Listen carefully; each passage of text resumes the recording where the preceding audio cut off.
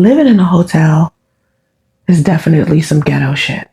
Yeah, I'm gonna go with that. Let's go with that. Excuse me as I kiss the sky.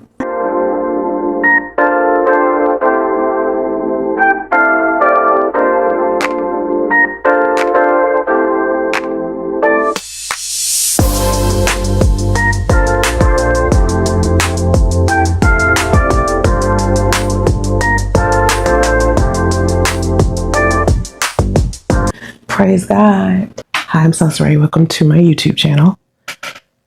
I've had my YouTube channel for, I've had my YouTube channel since 2008. And let me just tell you, I've had ups and downs on this motherfucker the same way I've had ups and downs in real life. The current stage I am in life is such an interesting one. If you didn't see my last video I hated. I think it's because the lighting, I just wasn't feeling it, you want the lighting to be a certain way. It's like, why should I give a fuck about lighting? I'm in a hotel, but I know y'all care about lighting and stuff like that. You feel me? In my last video, I can't even remember. I think it was talking about me hustling. I think the video before that, I was doing it out of the Hilton. I brought my son to the Hilton, and my friend came to visit me, my sugar bear.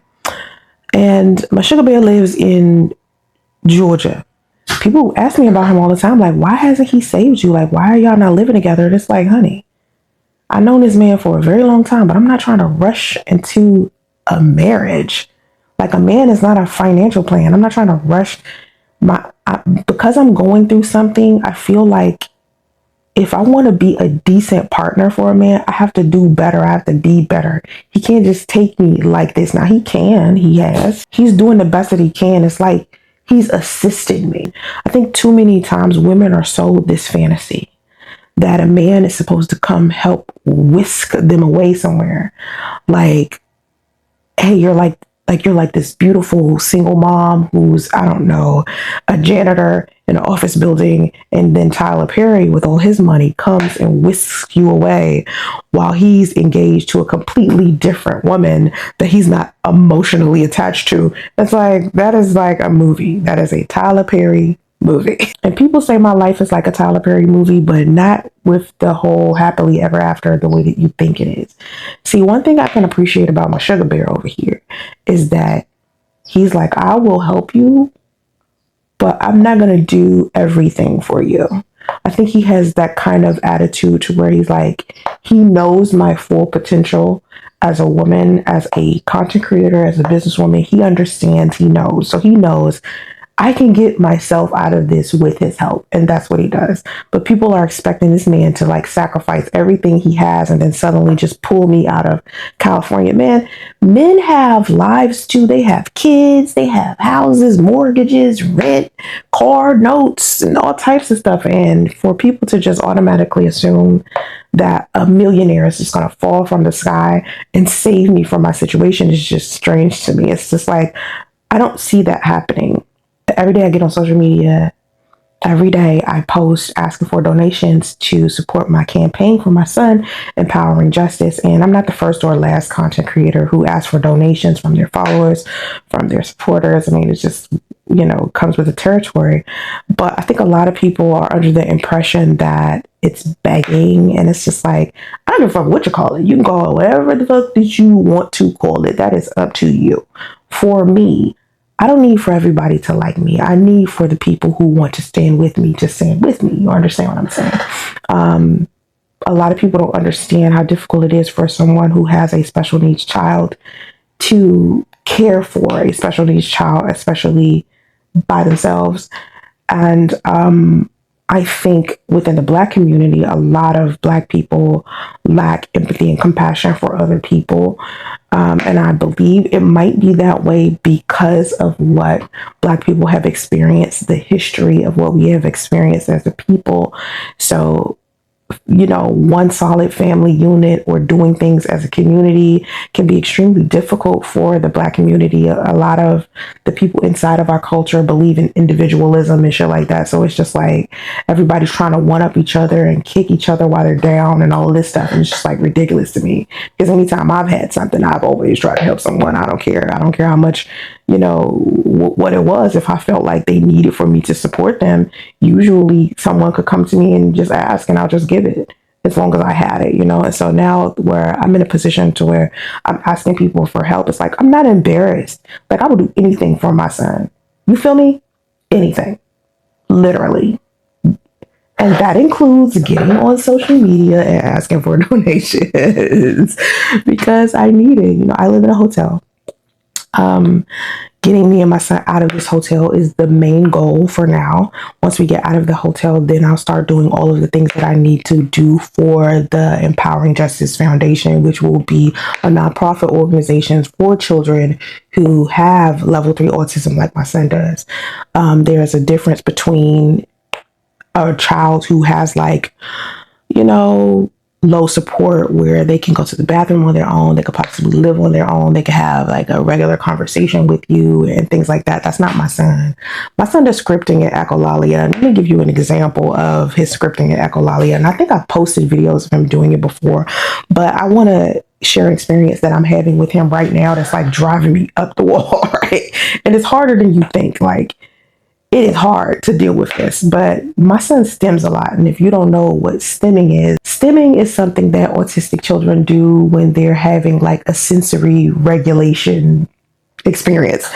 And so with my son, he does a lot of stimming, like he flaps his hands, or, he does what I'm fidgeting right now because my nervous system is shot.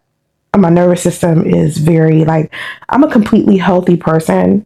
Outside of what's happening with my anxiety and PTSD and things like that, my nervous system is shot. So I've been spending the past month or so reprogramming my nervous system, because the PTSD from us living in the car for a year and a lot of other things that I've been dealing with for the past 8 years is starting to take its toll on my health. And I want to make sure that I'm mentally prepared and where I need to be a great mother, friend, sister, wife, girlfriend, whatever, right? So I really participate in a lot of self-care, and part of my self-care is me doing it.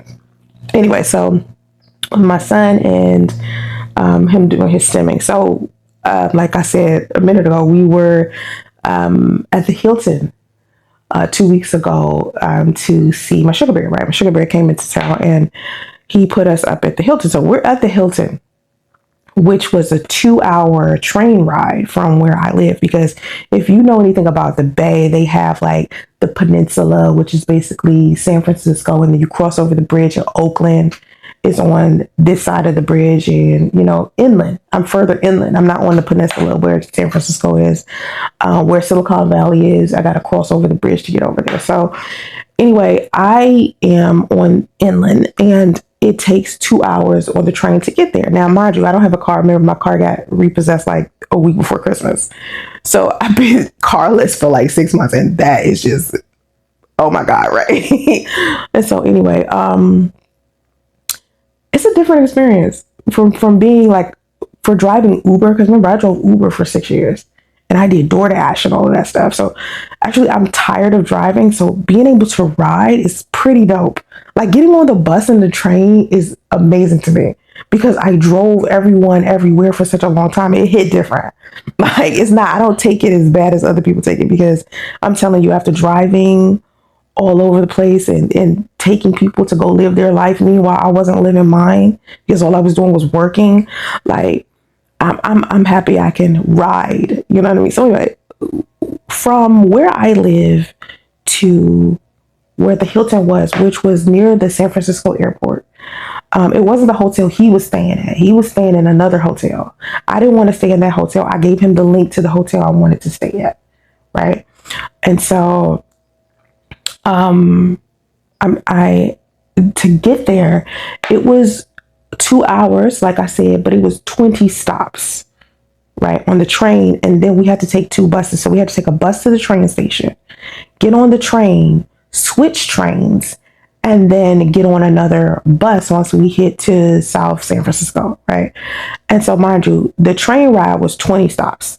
And then you know how the bus frequently stop on both ends. So you know how when you're on the bus and they announce where you at, they be like, oh, the next stop is XYZ. You know what I mean? And then the next stop is blah, blah, blah.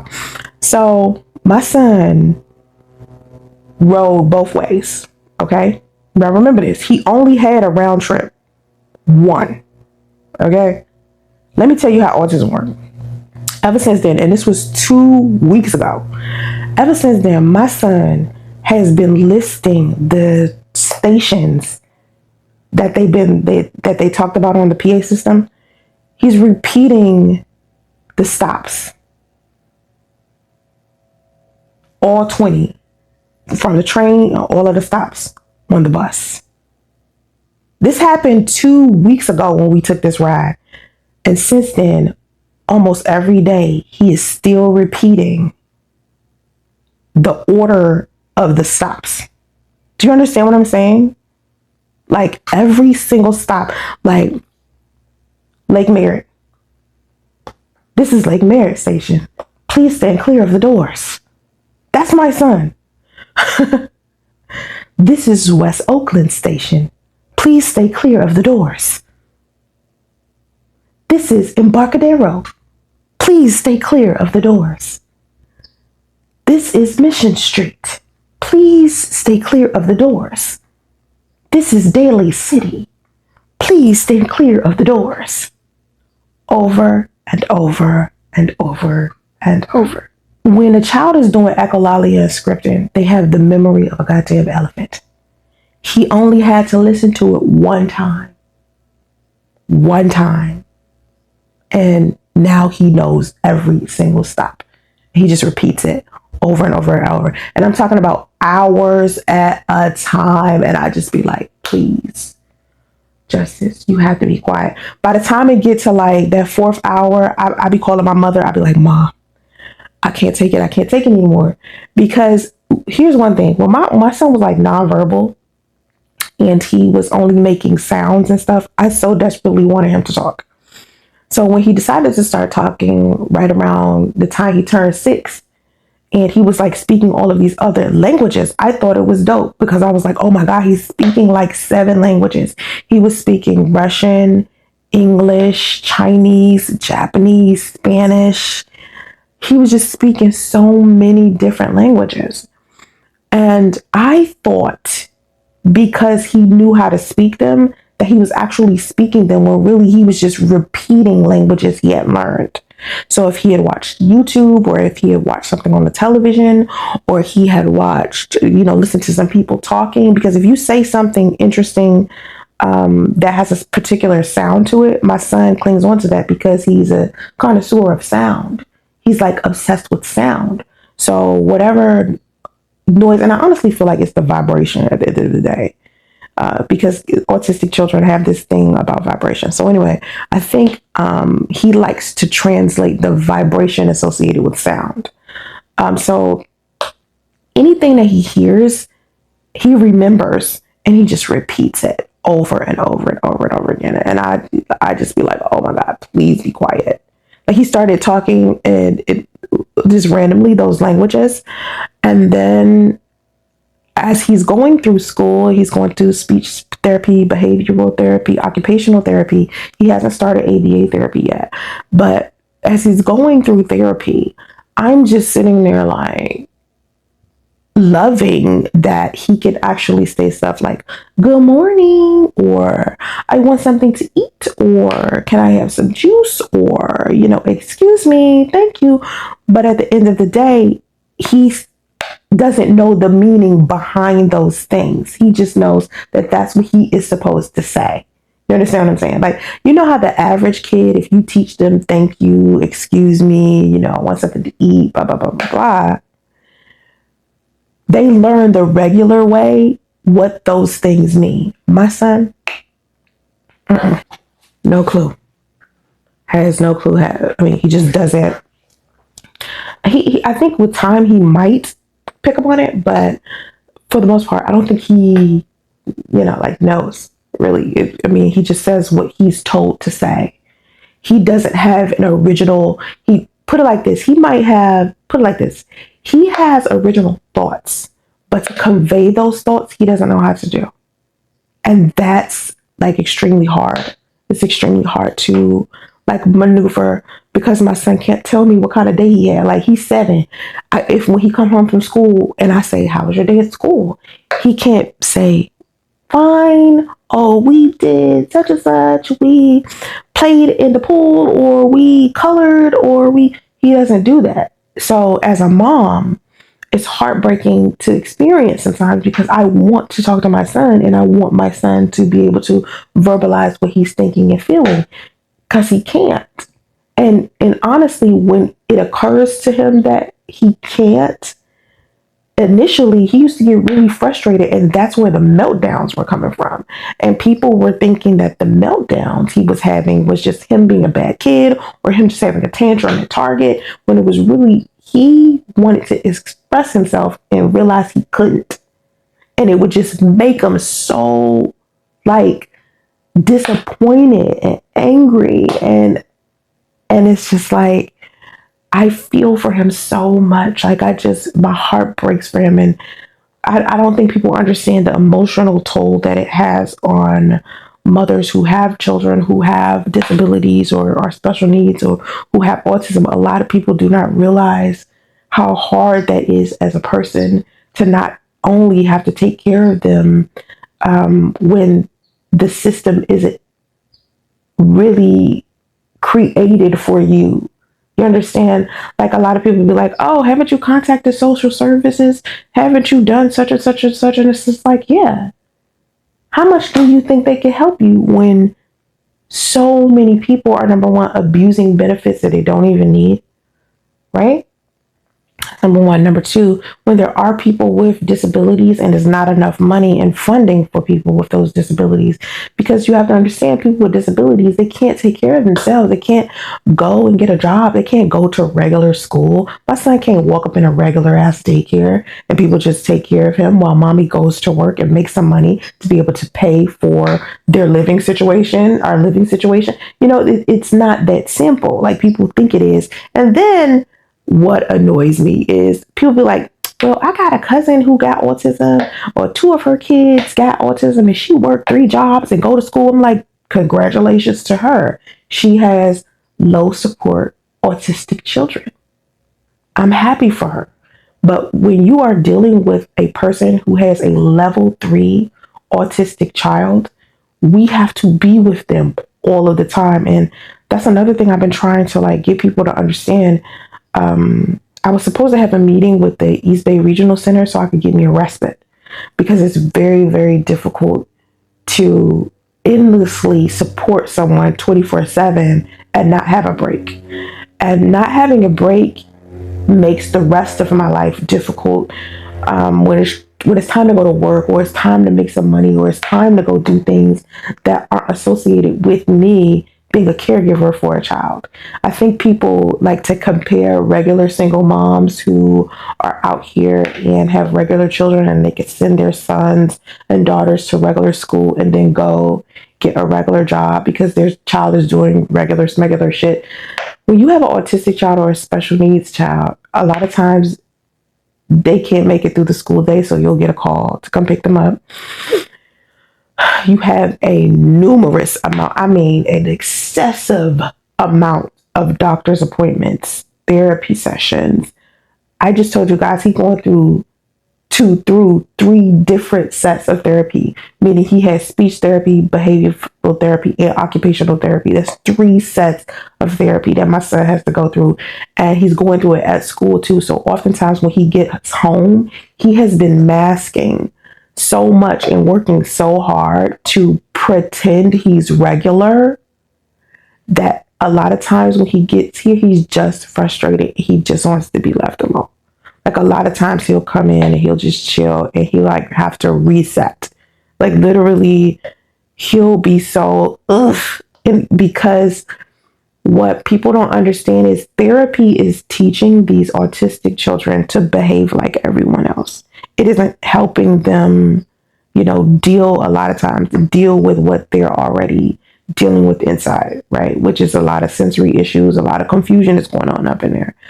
And so a lot of times that therapy isn't doing anything but teaching them how to mask the things that they are dealing with all of the time. And so when masking is very tiring, and a lot of people don't understand how masking harms them, it hurts to mask. And so they're masking all day. My son's masking all day. He's coming home from school. And sometimes he just chill. I just leave him alone and let him watch TV and let him relax. Like sometimes he'll have a headache. He'd be like, "Mommy, I just," he'd just be, rubbing his head. I'm like, just go to sleep. I'd be having to like take stuff from him because he wants to do certain things that help with his stimuli, like help with his sensory. He wants to do those things when he comes home from school because he thinks those things are going to help him. But then it's just like he be so tired. It's like I got to take those things from him so he can go to sleep, so he can like reset. And then when he reset, he's jumping all over the walls. Like he's jumping off the TV stand, he's jumping off the desk, he's standing on the chair, he's free falling onto the coffee table. He's just jumping all over the goddamn place. And he's just everywhere endlessly. And at the same time as he's jumping all over the place and doing everything, releasing himself, right? Just being himself. The echolalia and the scripting comes, and he's loud and he's scripting and he's echoing and he's scripting and he's echoing and it's just loud, and I just be like, right. And I don't mean like, right, how kids are regular and playing and just being kids. I try to allow him to do that in his way. I try not to be the mom that's like, sit down and shut up, right? So I let him play till I can't stand it anymore. Like, you don't understand. It's like, I don't think, all right, put it like this. You ever like heard someone's talking, right? And you didn't like their voice and it was like irritating. Like, say for instance, people come in my comment section and they be like, your voice too high or your voice too low. I don't like it, right? If you heard a sound over and over and over again for 5 hours straight, especially if you don't like the sound, or maybe it's like stuttering, or maybe it's sound like blah blah blah, you know what I mean? Like it doesn't sound like anything that you could comprehend. Listening to it straight for 5 hours is torment. So by the time that 6th or 7th hour comes, I'm like, Justice, can you please be quiet? And then I have to literally start like punishing him to get him to stop. And it's so bad. It's just like, that is so hard to do because I remember when he wasn't talking and I wanted him to talk. Now he's talking, but he's not talking. He's echolalia and scripting. And it's just like, oh my God. So even the scripting that you hear when he's just like, hey, or hi, mommy, or whatever, it's still a script. It's what he was taught to say. And that's another reason why I don't like to film my son, because I don't want for a perception or interpretation of my son to be, oh, she just told him to say that. Oh, he's just doing that on camera because she told him to. The only thing that you could tell my son to do, what he actually does on cue, is echolalia and scripting. There is nothing else that you can coerce my son into doing. Like you can't, like if my son does some genius shit out of the blue, because he does that a lot of times. Sometimes he just does something that proves he's like savant, right? You can't tell him to redo it. You know what I mean? Like he's not the type of kid that you could be like, oh my God, you just, wrote down an algebraic equation that is breakthrough, and then you'd be like, so write it again. No, because every bit of brilliance that my son has right now at 7, it comes out of nowhere, and he does it, and that's it. He'll do it one time. Like, for instance, count to 100 in Spanish when he hasn't spoke Spanish in months. Stuff like that. Like, you just be like, like when we went to the Hilton and I said he wrote the algebra equations all over the walls of the Hilton when he had it wrote before. Like, you have to understand, my son would take a pencil and just write circles. That's it. Crayons, markers, it didn't matter. Circles, circles, circles, circles. No alphabets, nothing. And then suddenly, out of nowhere at the Hilton, he just decides to start writing algebra equations on the walls. Like, Jesus Christ. Like, y'all don't even know what I'd be dealing with. I do want to share more stories about what happens with my son and I, but I'm so sensitive about him. Like, it's so hard for me to share stories about what we go through. It's very hard for me because I don't want people making fun of him. I'm sensitive about it. I don't like it. I don't like blocking people either. I just want everybody to behave in my comment section, where I don't have to like sit here and like tell people to not say something disrespectful. You understand what I'm saying? So anyway, if you appreciate videos like this, I need for you to thumbs it up. And the reason why I need you to do that is because a lot of times when I talk about my experience as an autism mom, it doesn't get the viewership that it needs to get. And because it's not entertaining enough, I'm assuming, and I got to find a way to make it entertaining without boring the shit out you. You know what I mean? So you also must understand that I'm using social media as an outlet to financially get he and I out of this. And that's why I need the viewership. I need the thumbs up. I need you to post what you think inside of my comment section. Just try not to be ignorant, and I will respond. As for donations, remember, I pay $600 a week for my room, and I pay $400 a month for my storage unit. All of that stuff, that's the most important thing that I need to take care of right now. So I ask for donations for people to help me with it. I really do, because I don't want to lose all of my personal belongings, and me and my son need a roof over my head until I can figure out a way to take care of him while also working and generating some income. I need to work harder on my social media presence. I know that very much, but I'm very tired. I'm very exhausted a lot of the time. And sometimes I get down because people are extremely judgmental of me, and it's hard to do. And I want people to understand that it's extremely difficult to be in the position that I'm in. And I'm trying to do everything I can to get myself out of it.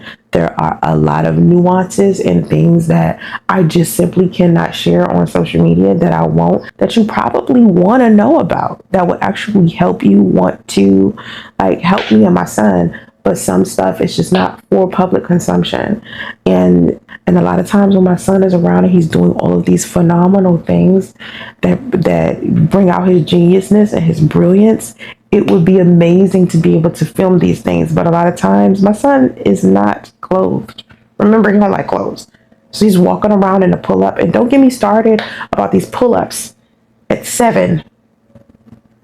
A lot of people don't know that there are autistic children who make it to the age of 20 and still are having trouble with going to the restroom on their own. I'm really struggling with that. And it bothers me because, let me explain. I'll get my son to a point to where he's doing everything that he's supposed to do as far as the potty goes. But then when I put him in school, it changes everything. Because the way that they do stuff at school is very different than home. And the way that autistic kids' minds are built, you have to have a routine, right? And I mean strict routine too. If you take them, they don't understand that the routine that you have at home can easily apply to the same routine at school. But in a way that's like, oh, at school, you may go to the bathroom at a certain time in a certain bathroom and you have to do a certain thing. At home, you go to the bathroom when you want to, such and such like that. So my son is back wearing pull-ups because the school wanted him to wear them. The paraprofessionals wanted him to wear them because they were spending too much time with him in the restroom. You know what I mean? Like, instead of teaching him. So it was like he would spend at least 45 minutes a day just dealing with things. I have to go deal with the restroom, and it's taking them more time to change his pants, you know what I mean? It was just excessive. And it's not as simple as, oh, just potty train them. You didn't even bother potty train them. We have tried to potty train. We have bought every pot to piss in that you could think of. Any derivative of a potty, we have bought it. I'm talking about ones that play music, one that blow bubbles, one that actually look like a regular toilet, or something that look like an actual urinal. The regular toilet. I mean, on and on and on. Countless potties.